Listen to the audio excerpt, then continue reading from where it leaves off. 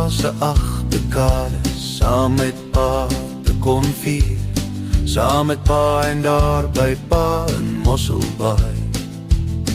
Hoe awesome is dit, 80 jaar van liefde en krag. Mens kan seker net die woord liefde gebruik, want liefde is mos maar eintlik bloot net krag.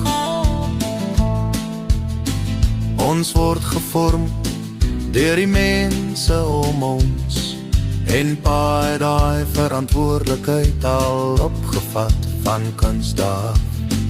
Pa het gesorg vir ouma en al pa se boeties en sissies ook.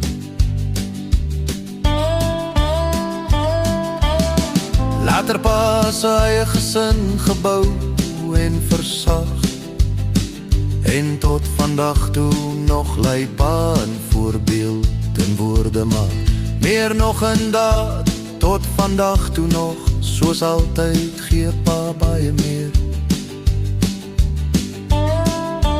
en vra baie min.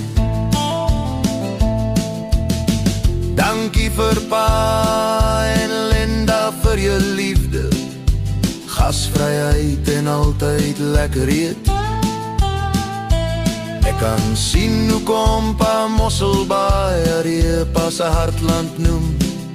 Die Skepper is nie net God van liefde en genade nie, maar 'n kunstenaar ook, 'n gewer van aardse pa, waarop die wêreld jaloers kan wees. Liewe pa, en ek bid en glo, die gaan 'n gesonde sien ja vir pa en Linda wees.